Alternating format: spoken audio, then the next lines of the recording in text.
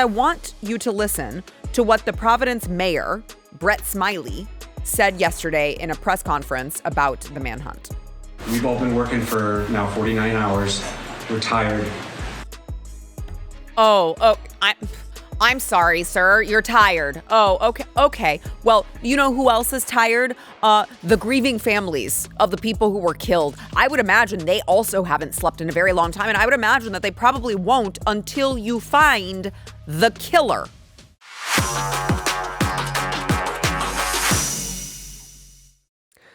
Welcome back to Sara Gonzales, Unfiltered. There's a lot going on with Brown University and the shooting that happened. A lot of peculiar things happening.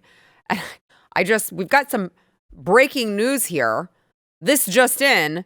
Thank you, Providence Police, for another totally pointless, grainy photo of the Brown shooting suspect. Wow. That is, thank God you released this pointless photo. Otherwise, people wouldn't have known who. Now they will know who it really is. Everything about this is, you can't see any details. He's wearing a mask. Thank you. You are on top of it. We also have more new pointless surveillance footage of this guy. By the way, why is he turning around like that? Strangely putting his hands behind him. But regardless, thank you for the new surveillance footage, because now it's very clear who this actually is. And we also have an update that Kash Patel, FBI Director Kash Patel, is offering a $50,000 reward for information leading to the identification, arrest, and conviction of the shooter. And at a White House press conference yesterday, a reporter asked President Trump, has Kash Patel told you why it's been so difficult for the FBI to identify who the shooter is? And here's how President Trump responded.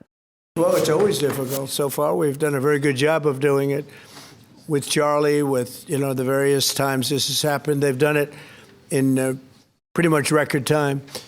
But you'd really have to ask the school a little bit more about that, because, this was a school problem. They had their own guards, they had their own police, they had their own everything. But you'd have to ask that question really to the school, not to the FBI. We came in after the fact.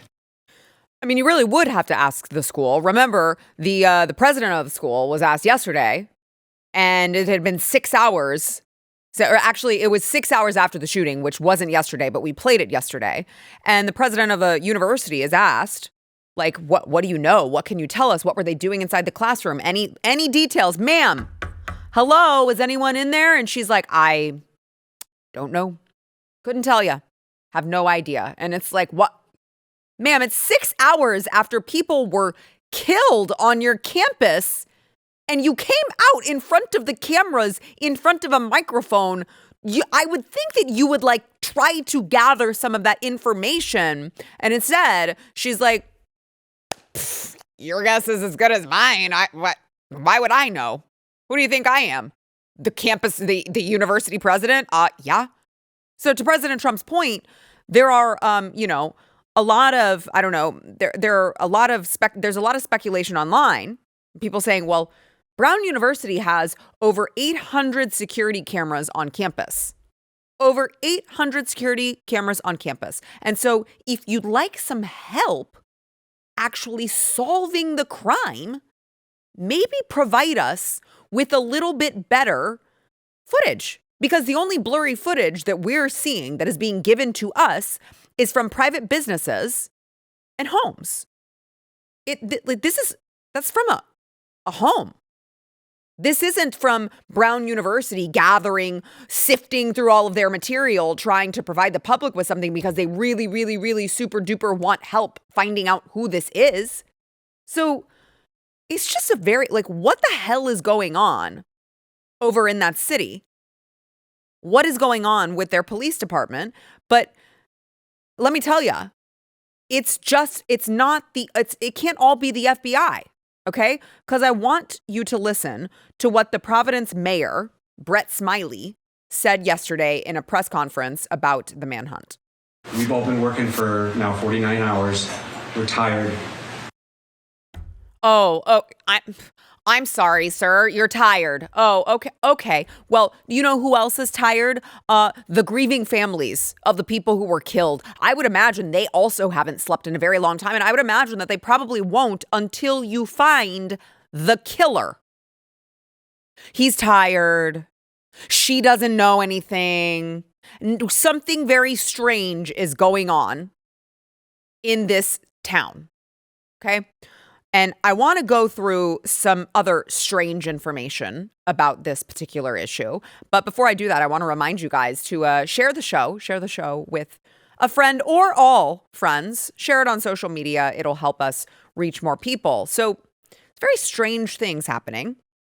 Number one is the motive.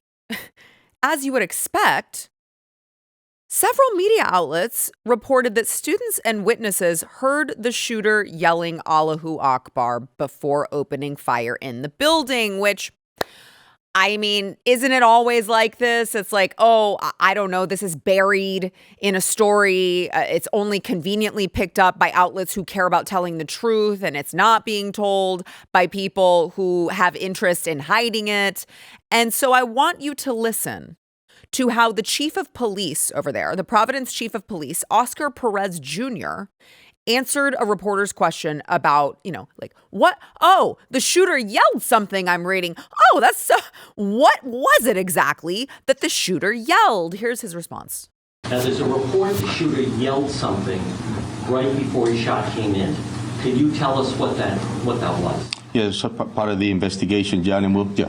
Now, the only reason I asked that, though, is, for instance, like with the Unabomber, his brother recognized the writing. So it's possible a friend or family member might recognize if the person said something that was significant.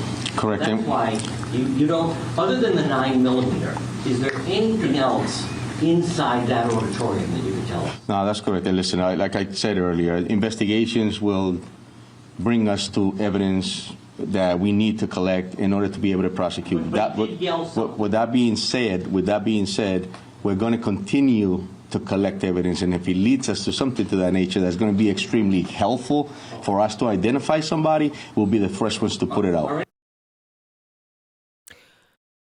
It just seems rather convenient. It just seems rather convenient that the police chief, who is supposed to be interested in finding the killer, doesn't want to tell you what the person yelled, and also that people have already reported that it was, of course, as you would expect anytime there is someone who yells something like before opening fire on random people, of course they're reporting that it was Allahu Akbar. Like, it just seems rather convenient that the police chief it's just not relevant. He just doesn't feel, it's just all part of the investigation. It's all, who knows? Maybe it was a coincidence that the guy yelled Allahu Akbar right before he opened fire, just like what happened in Australia. Maybe it was just maybe, who knows? Maybe he had just finished his 5 times a day prayers, and it was like, oh, oopsies, I tripped over this gun that I then used to kill people. The two things are unrelated. The Allahu Akbar was unrelated to the shooting. And you start to wonder, are you guys actually, do you want to find this person? Are you participating in some sort of a cover-up? Because what else is happening is that it looks very suspicious on Brown University's part. It looks very suspicious that over 800 security cameras exist, and yet we don't have any of that footage from Brown University. And also, I don't know, it kind of feels like there are internet sleuths who are doing some digging and just finding very strange cover-ups on behalf of Brown University. So ex-user 0hour1, I just want to, I'm going to use some of his work, and I want to just stress the point that He did some really, really important work after Charlie Kirk's assassination by tracking down a lot of these deranged leftists who were celebrating his murder. And so he has some background here. And his search for the shooter began yesterday. He started searching for, he's looking for Brown University students matching the FBI's description, which you should we should be doing that. This is what the FBI should be doing. 5'8", stocky build, which I just call fat, like that guy's fat, Muslim activists, and walks like a fat lesbian, basically. So 0 Hour tweeted this about his methods and why he was doing this. Providence is avoiding the key facts. The gunman screamed Allahu Akbar. We know who the type is that did it. This guy should have been in cuffs yesterday.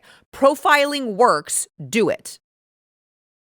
I mean, it does. There's a reason why the FBI does it. There's a reason why TSA, there's a reason why profiling exists, because it typically works. And so all he's doing is using the FBI criteria to try to figure out who did it. And I'm just saying, as I go through this, I notice that there seems to be a lot more, insight. There seems to be a lot more work. There seems to be a lot more care on behalf of these random internet sleuths than there are on the chief of police, the Providence mayor, the Brown University president, or anyone really involved in trying to find this who is working in an official capacity. So this X-user finally tracked down a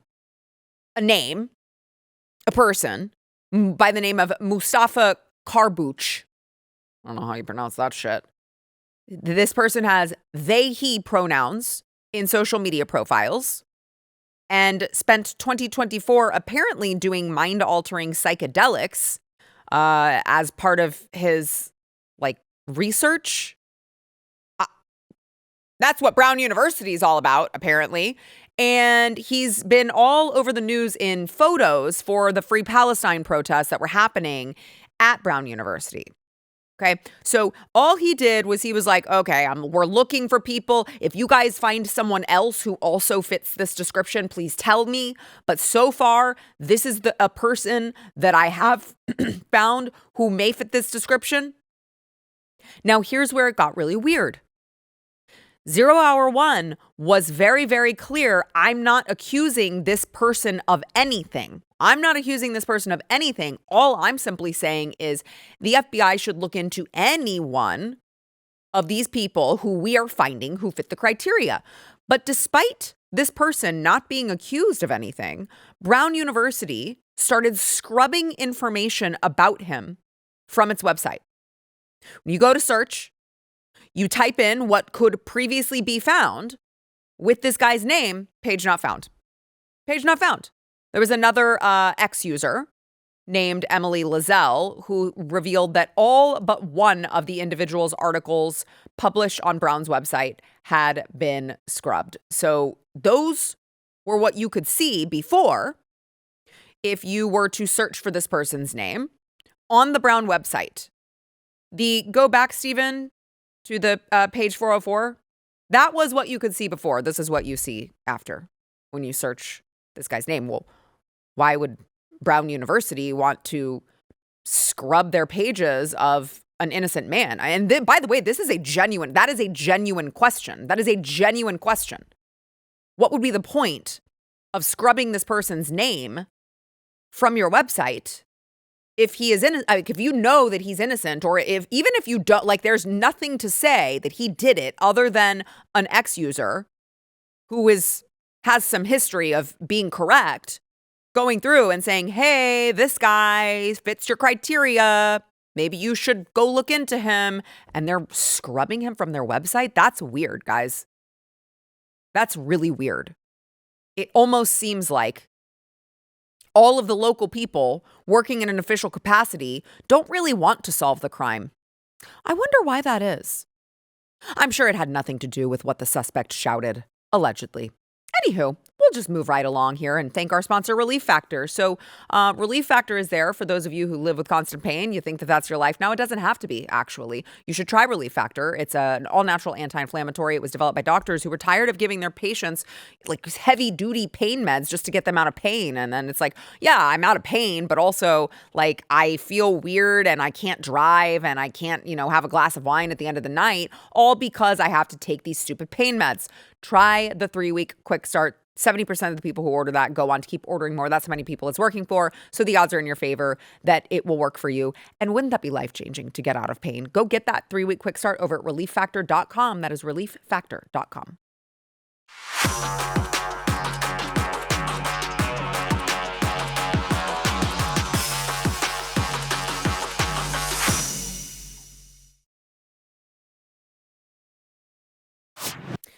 The plot thickens with Representative Ilhan Omar. Last week, on December 10th, Border Czar Tom Homan said that investigators were working to determine if Ilhan Omar had committed immigration fraud by lying on her marriage certificate, because we all know the story about I went through the timeline of the brother, and she's on her 3rd marriage now. She really loves getting married here in America, which as a Muslim, I'm pretty sure is frowned upon. The marrying the brother thing, actually, I don't think is as frowned upon in Muslim world. But anywho, here is Tom Homan on looking into Ilhan Omar for marriage fraud. I just got advised by a fraud investigator the other day on that. I asked the question, who reviewed the file and says that there was immigration fraud involved. This fraud investigator, who I know personally, one of the best fraud investigators in HSI, Homeland Security Investigations, said there's no doubt he reviewed the file. So I'm running that down this week, matter of fact, and we'll see. Well, yesterday, Ilhan Omar actually responded to Tom Homan, and here's what she had to say. Congresswoman, can I ask you your response to Tom Homan saying you're under investigation for immigration, possible immigration violations? Just any response you have to what he's saying in the public. I have a response because I don't know what they'll be investigating. So you don't think they would find anything? Absolutely not. Why do you think they keep bringing this up in the media? They're sick. Oh, they're sick. I love. She's like, I don't even know what they would be investigating. Oh, that you married your brother? I think that's pretty obvious. I think it's weird that you say I don't know what they'd be investigating. I think a response from someone who hadn't just married their freaking brother would be like, yeah, I mean, this guy was very clearly not my brother. They're welcome to investigate that. They will very quickly find that that's gross and it's not my brother.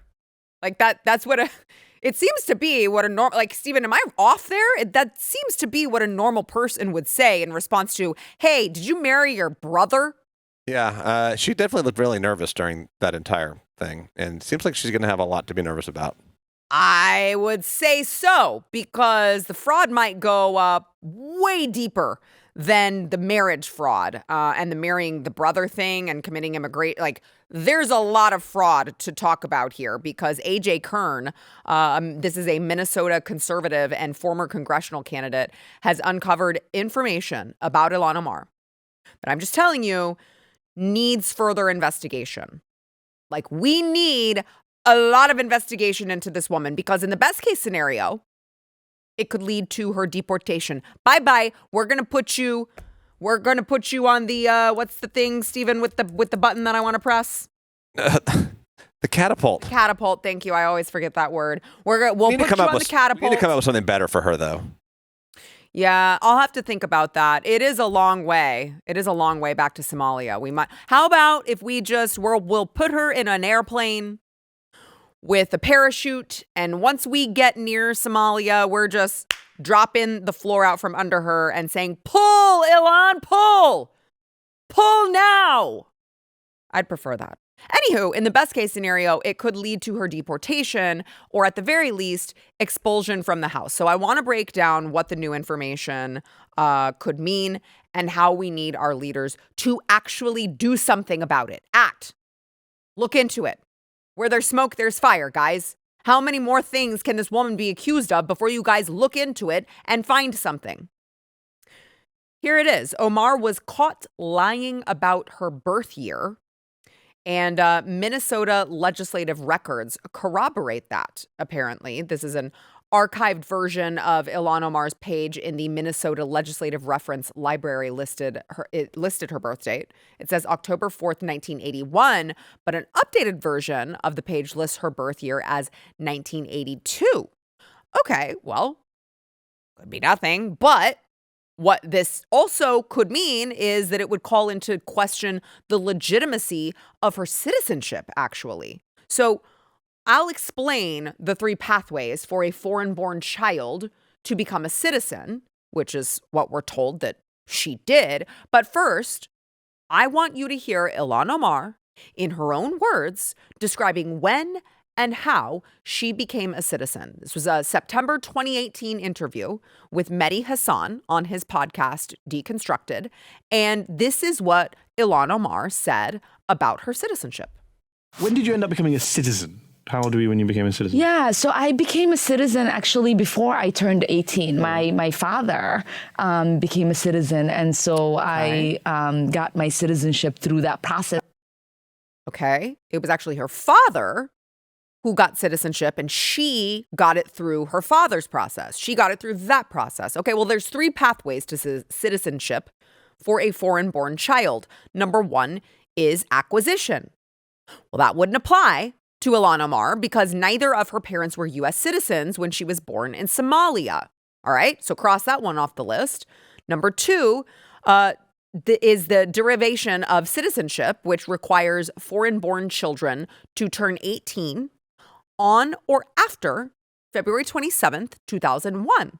Well, you can check that one off the list also because it would not apply to Ilhan because she would have been older than 18, even if we used her possibly fake birth year of 1982. So that one also would not apply. Number three, application for citizenship under Section 322 of the Immigration and Naturalization Act. Now pay attention. This is the ding, ding, ding. This is the one that matters because Ilhan Omar's family first arrived in the United States in 1995, which means 2000 would be the first year her father would be eligible for citizenship. So if Omar was born in 1981, she would have been 18 years old up until October 2000 and 19 years old after October 2000, meaning she, if that's her birthday, was an adult and not eligible for this path of citizenship. If that was her birthday, she was not eligible for the only path of citizenship she would have been eligible for at that time. However, by changing her birth year to 1982, she would then on paper be 17 years old before October 2000. And then it all makes sense. What Ilhan Omar just said would all make sense if she's changing her birth year to meet that criteria. Isn't that interesting? Isn't it interesting that seems to be wherever Ilhan Omar goes, scandals follow? Would it surprise you at all that a woman who married her brother to keep her brother in the United States so he could go to school here, would it surprise you at all that that same woman might have committed fraud in becoming a citizen in the first place?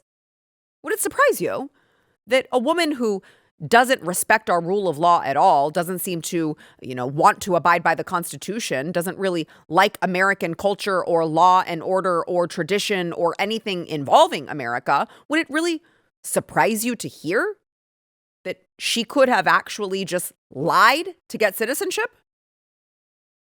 Here is what I am telling our leaders. House Ethics Committee, attention, Chairman Michael Guest of the House Ethics Committee. Knock, knock, knock, knock. We need you to open up an investigation. Find out when Ilhan Omar was born. Was it 1981 or 1982? Because as it turns out, as we just laid out for you, as it turns out, it makes a huge difference. It makes a huge difference. Did she legitimately apply for citizenship or did she not? Because if she didn't, she should not be here. If they lied on the forms, she should not be here. Could it have been a clerical error. Sure. Of course. It could have been a clerical error. I mean, listen, like, oopsies, that's a typo that's like very easily, oopsies, oops, I fat fingered it. But with this woman in particular, who happens to know everyone, every Somali who committed all of this taxpayer fraud in Minnesota, she happens to like be best friends with all of them. Like, it's this woman. This is the woman that the oopsie happened with. This is the woman. It makes a huge difference, guys. Attention, House Republicans. Every single one of the 220 Republicans needs to vote to expel this woman for fraud and corruption that disqualifies her from running for office. Every single one of you. And I'm aware, don't start typing to me in the comments, I'm aware, Sarah, you need a 2/3 vote in the House to expel. I understand that. That's fine. I understand that we may not be successful in expelling her because of the Democrats. But what it will do is it will put everyone on the record, go on the record, and reveal to our country what a sham our Congress has become. And for that, it will still serve a purpose. Okay? Now we're going to the Department of Justice. Hey, Pam Bondi, if you're not too busy doing your hits on Fox News, might you maybe consider opening an investigation and find out this woman's actual date of birth? Could you maybe do that? I mean, while you're denying the existence of the Epstein files. Oh, no, wait, we're past that. You're now admitting that the Epstein files. Okay, so if you're not too busy, could you maybe just find this out? Because if she lied about her birth date to obtain citizenship, you could actually, as the Department of Justice, bring this case to federal court and argue her citizenship should be revoked under Title 8 of the United States Code.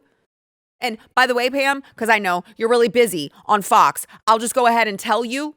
I'll go ahead and tell you so you don't have to do the digging. It's Section 1451. You're welcome. You're welcome. Okay? Could you, might you just like go do that, possibly? And we're not done. ICE, hello? Knock, knock, Todd Lyons. If Ilhan Omar is denaturalized, if she can be denaturalized, and if her citizenship can be revoked, then it would be up to you to initiate removal proceedings, which we will be waiting for. I will be waiting for. I am getting really sick and damn tired of watching the people that I love and that I respect go up and talk about law and order and about how we have to have it, and then watch things like this happen right in front of me. Watch the corruption. Watch the Democrats just totally abuse the system. I mean, you've got to be like, it's so fitting that she could do something as ridiculously absurd as marrying her brother, and at the end of the day, not even live in fear that anyone is going to find out. Because apparently, all the world is but a stage. This actually means something to average Americans. This actually means something to me. It actually means something that if she abused the system, if she married her brother, if she lied on her form to get citizenship, if she lied about, if she committed, was part of all of this taxpayer fraud, like, it's just too much. It's just too much. And by the way, you already should denaturalize her for just saying out loud that she represents Somalian interests. She signed a form saying she wouldn't. What is the point of getting up and talking about law and order if you don't actually care about it, if you don't actually intend on doing the hard and heavy lifting in order to get us there? All of these people that I just mentioned, you are on notice now. It is up to you. Do you care about law and order? Do you care about corruption? Do you care about our immigration system being completely used and abused? If you do, Michael Guest. Knock, knock. Pam Bondi. Knock, knock. House Republicans. Knock, knock. Todd Lyons. Knock, knock. The ball is in your court. We will be watching. Okay? There are many things that you can get her on. If you like just one, please, for Christmas, could you do that? We're getting real sick and tired of watching it happen and no accountability. Okay? And do you know what? Sometimes it makes me want whiskey, which is why I'm very glad for our sponsor, Flying Ace Whiskey, because Flying Ace is, it's straight bourbon the way it was meant to be, which is unapologetically American. This actually is whiskey made from American grains. And the thing is I don't know about their shipping. I do know that you can get free shipping, but I don't know about their shipping.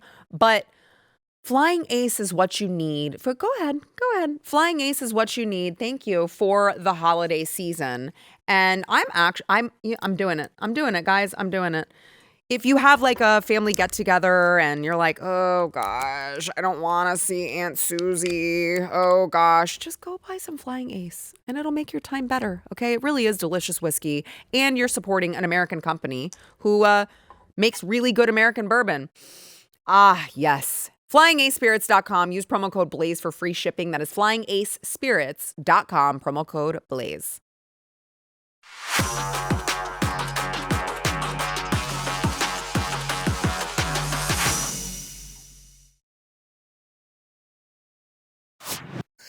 Joining me now, Matthew Marsden, Blaze TV contributor and actor and producer extraordinaire, along with Jason Buttrill, chief researcher of the Glenn Beck program, and Sara Gonzales, Unfiltered enthusiast. Yes.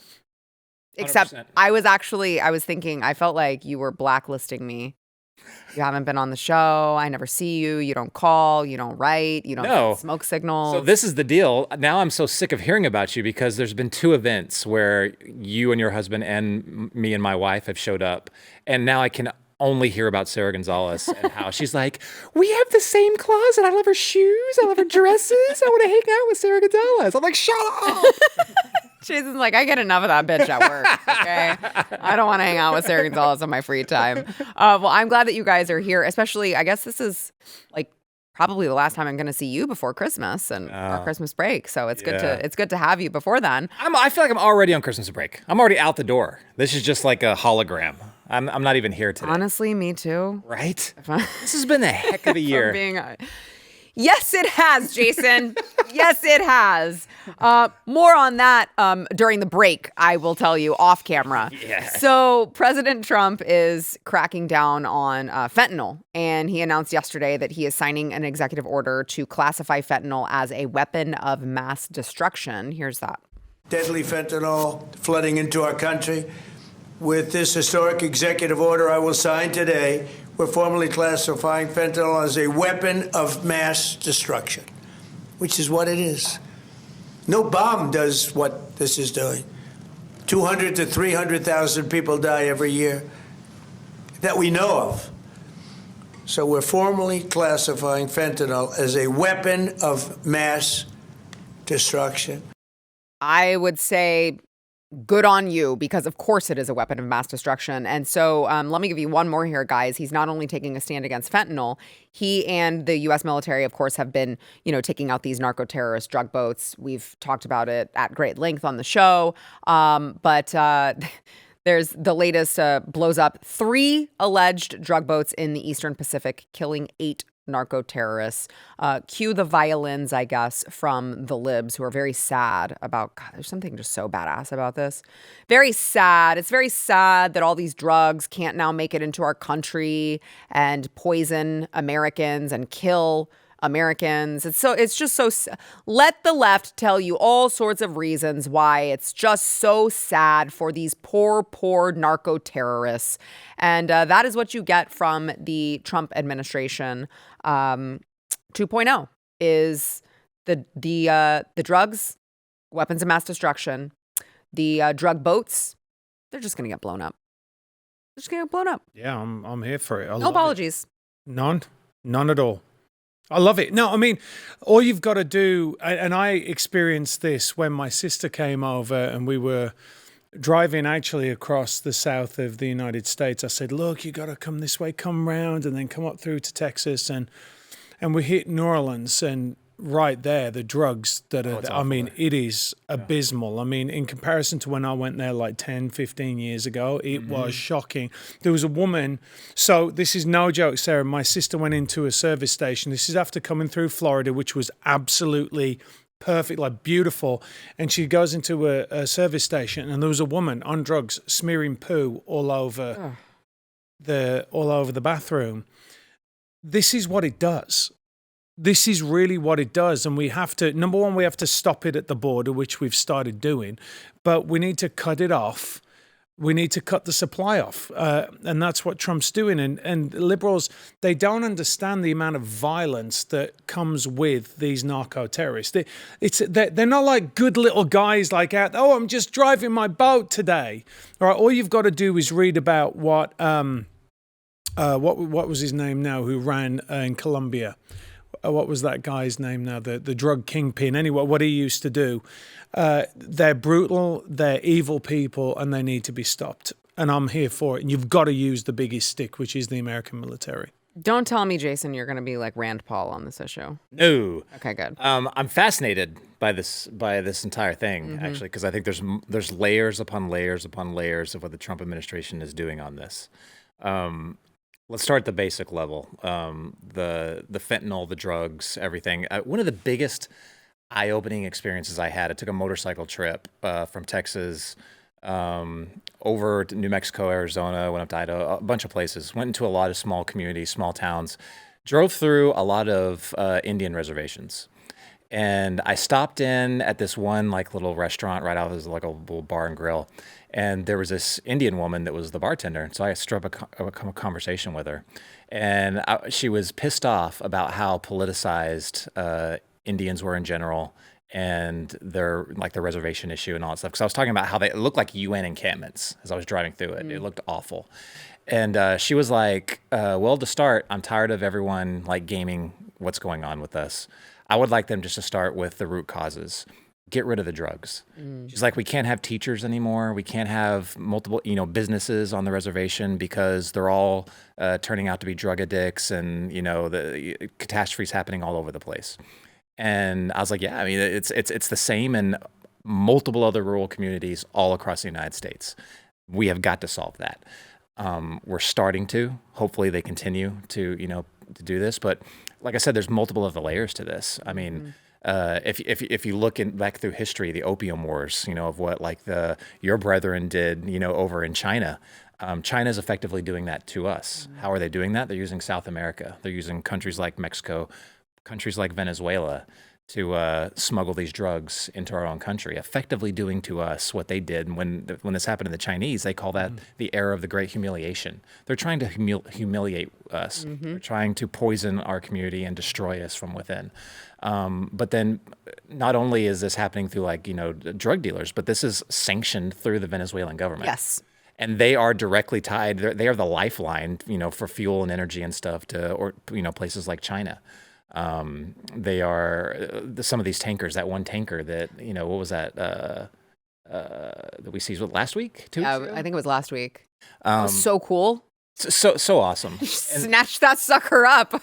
Oh, damn. Finally, just enforcing the law in our own backyard. And that ship was helping to fund terrorists like Hezbollah and the IRGC, Iran. There's a clear goal from our enemies, and that is to destroy us from within and to use our own backyard to do it. Trump administration says this game over. We're not doing that anymore. Yeah. Thank God. Yeah. No, it really has been encouraging to see.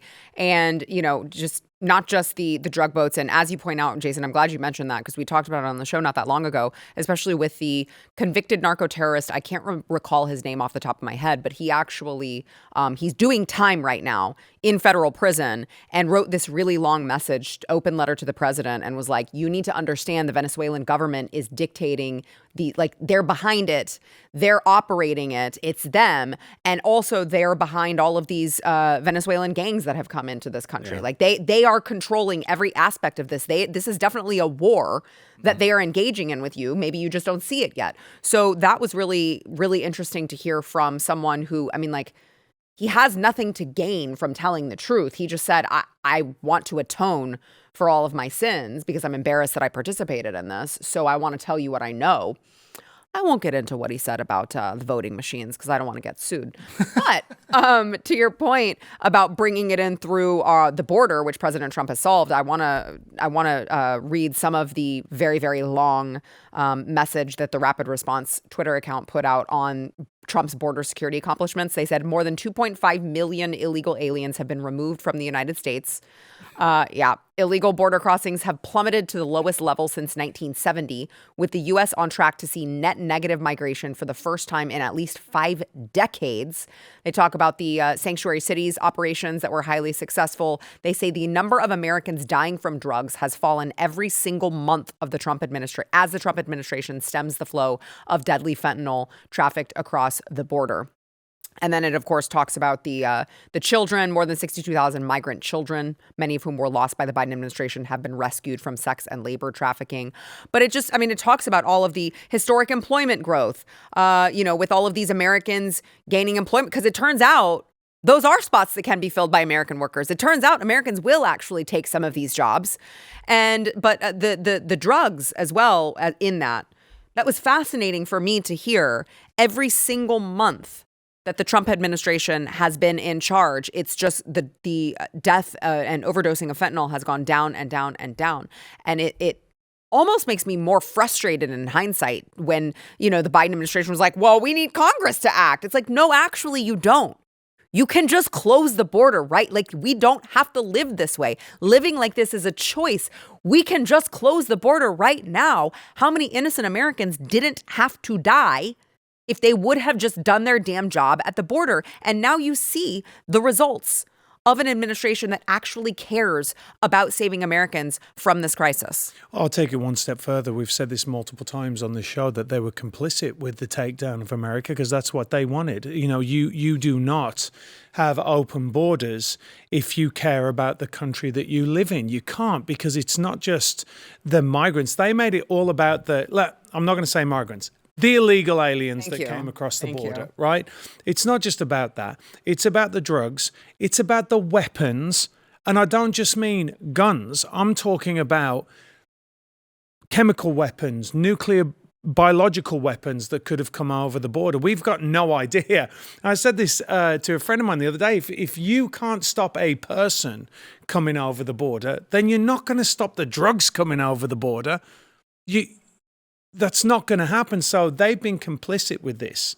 The Biden administration, or whoever was pulling the strings of Joe Biden, we know it wasn't him, has been destabilizing America for a very, very long time. Barack Obama.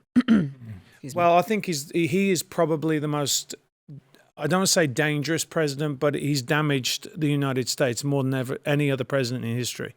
Yeah. And I'll go even further. I do believe they're complicit in this, but I think both parties have been complicit in this because there's issues like you just laid out, Sarah. They can fix this thing. The problem is it's too politically valuable for both sides of the aisle. Thank God the Trump administration is just doing it, but Republicans, Democrats, it's too valuable for them to game the border. They'll let it get out of control. They'll let it skew one way, and then they'll campaign on doing something with it. They never do. Things get worse and worse and worse. People die. It's the same thing with healthcare.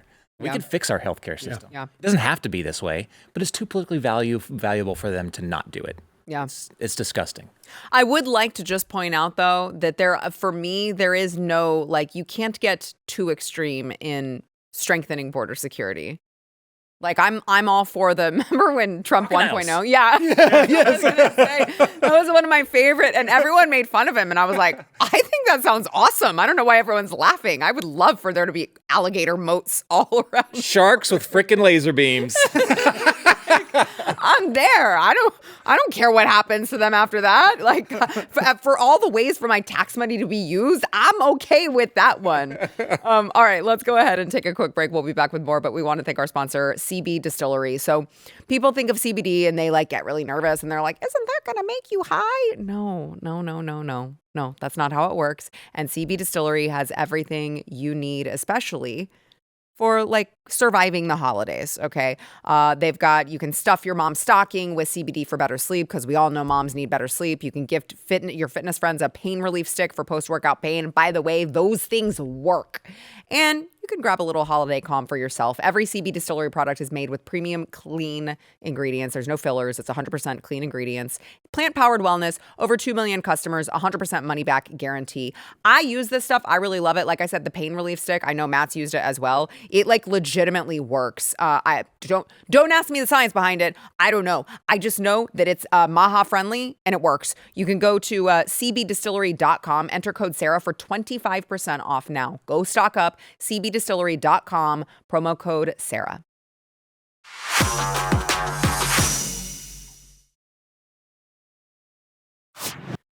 Yesterday, Nancy Pelosi was asked about impeaching President Trump in a USA Today interview, and I actually was kind of shocked at her response. Just to make sure I understand you, this should not be the agenda of Democrats for this last 2 years. If he crosses the border again, but that's not an incidental thing. You say, well, we're going to do that. No, there has to be cause. There has to be reason.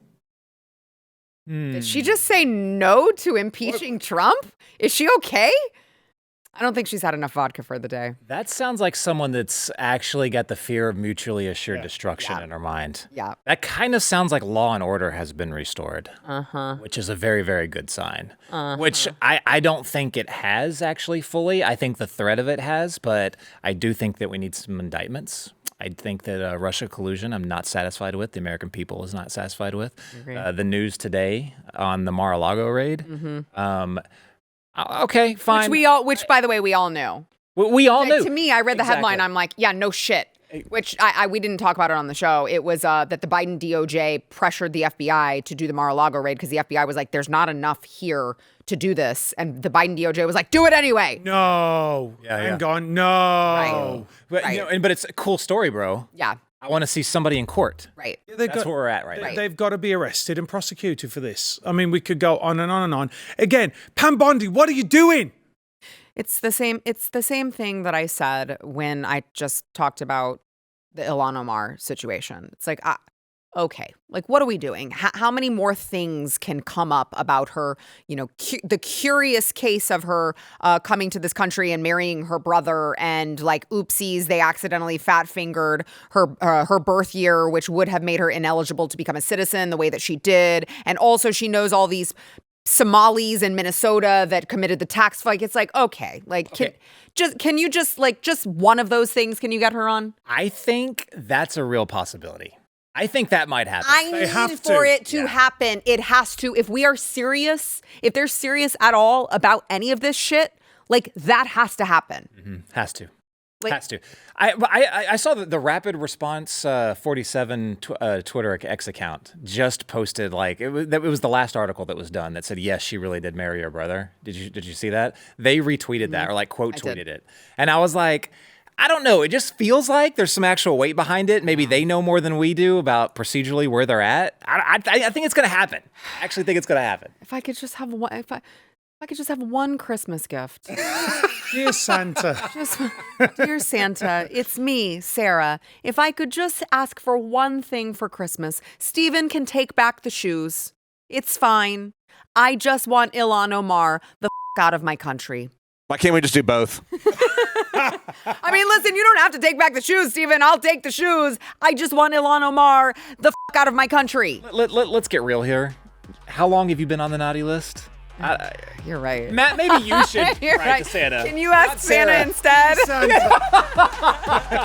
Thanks, I appreciate it. Thanks a lot, Jason.